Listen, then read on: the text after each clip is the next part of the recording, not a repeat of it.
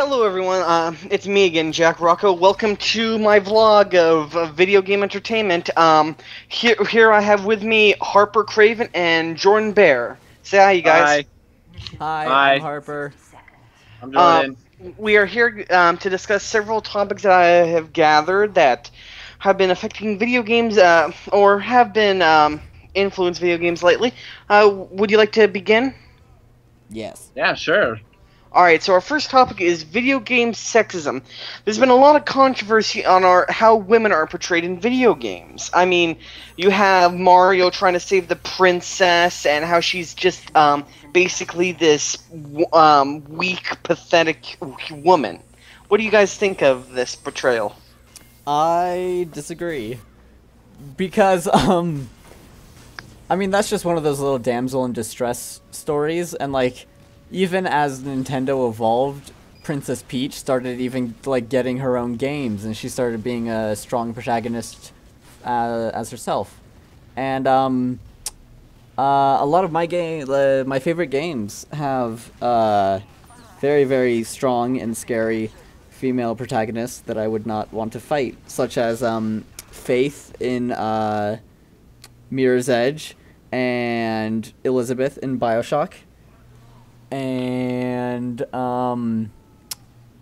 Princess Zelda. That's another Nintendo princess that she became Sheik as well, which is sort of just like a badass ninja.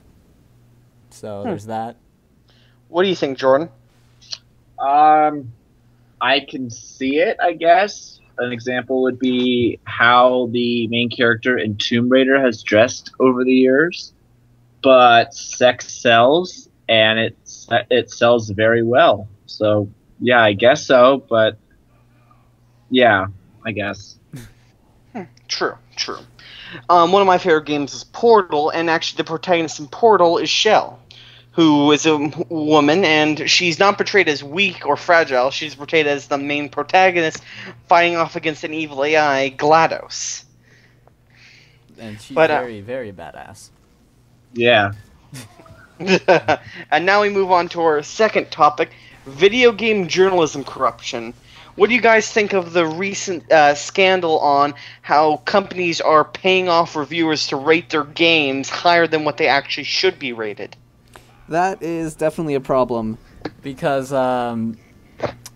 like, there is majority probably of the video game consumer market will look to reviews, and the reviews definitely will sell. And now YouTubers, who have sort of like always had their charm and stuff from being like, they're not a TV personality, they're not a movie star, they're not on a talk show or whatever, they're just like another gamer like you and me. But now companies are coming to them and giving them money to give their game a good review, and that sort of skews things up. What do you think, Jordan?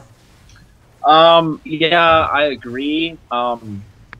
To pay companies to say good reviews, but I know not personally, but I know of some YouTubers that buy, the season pass for like $90, and they play it and they show it, and some of them give reviews. But if you watch their walkthroughs and say, "Hey, do I like this game? Would I play it?"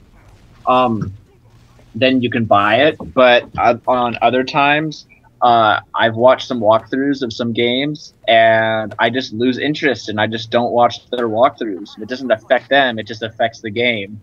And it's word of mouth also. That's how I get my game reviews. Yeah.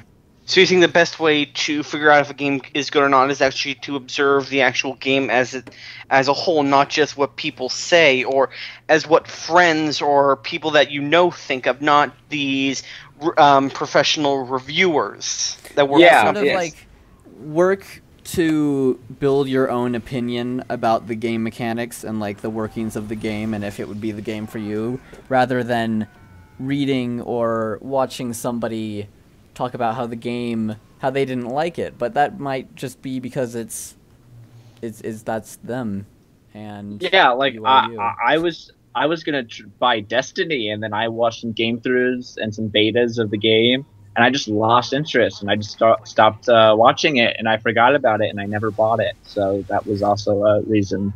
Why? Let them pay the $90 and watch it, and then you can decide for yourself. Yeah. All very good points, but now we have to move on to our third topic, video game storytelling. Video games are in that sort of region. It's a new way to tell a story, a new way to create a flowing story where you actually experience it. You are a character within that story. What do you guys think of what video games have created in terms of story? Video games are some of my, pretty much maybe my like all-time favorite form of storytelling, because there's just so many like aspects to them. There's so much that you sort of get to build the story yourself, depending on like what you explore, who you interact with, and stuff like that. And like a few of my favorite cinematic games are like the entire Assassin's Creed story and series, because that's just all giant movie things that you're the lead action character for, and those are awesome. Mirror's Edge has cutscenes in between missions that are like fully animated, fully like voice acted little stories, so it's sort of like a mix of a movie and also a game that you get to star in. What about you, Jordan? What is one of your favorite cinematic video games, or just the story in general? I like the Crysis trilogy.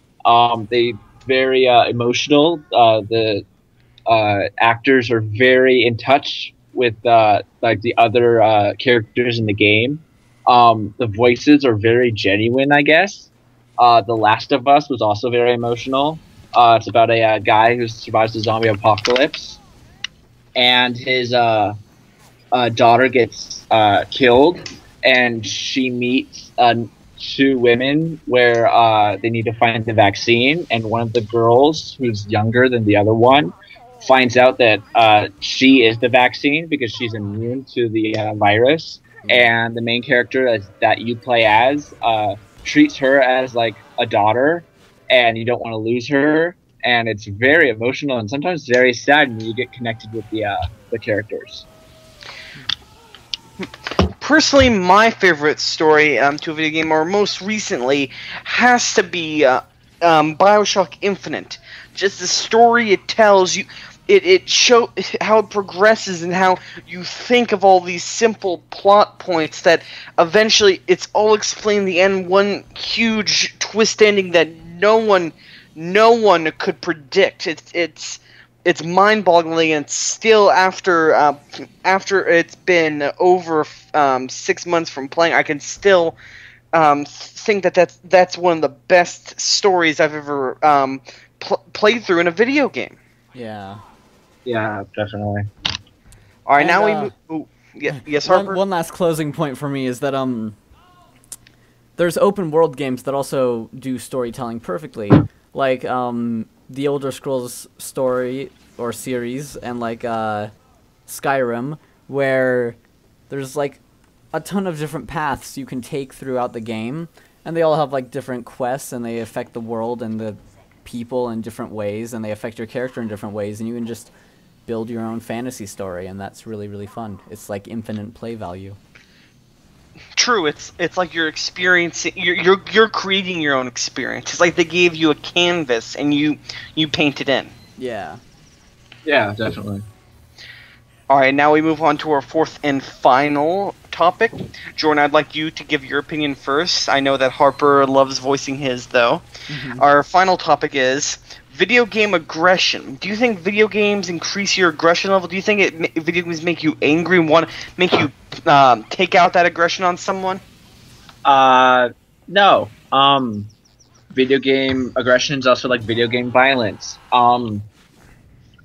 Games have a rating, and the ratings they're not like the companies do them. They're not legal. Like nobody made them do it. A game company was hired to rate the games, and there are like 9-year-olds playing M-rated games, recommended for 17 and above. So it's kind of the parents' fault, I guess, to like watch what their kids play.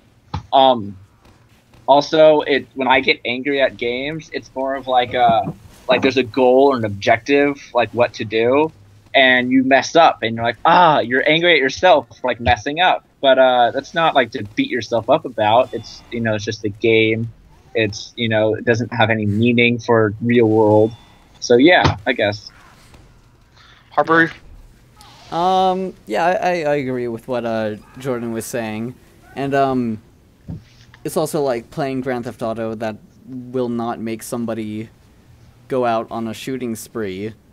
Like there's media outlets that always push that whenever there's like a shooting or whatever. Like they find that the person was an avid Grand Theft Auto player or something like that, but that's just glossing over all the like their history, their past, their like mental illness status, or any other values that they have that could have contributed to them doing the bad shooting.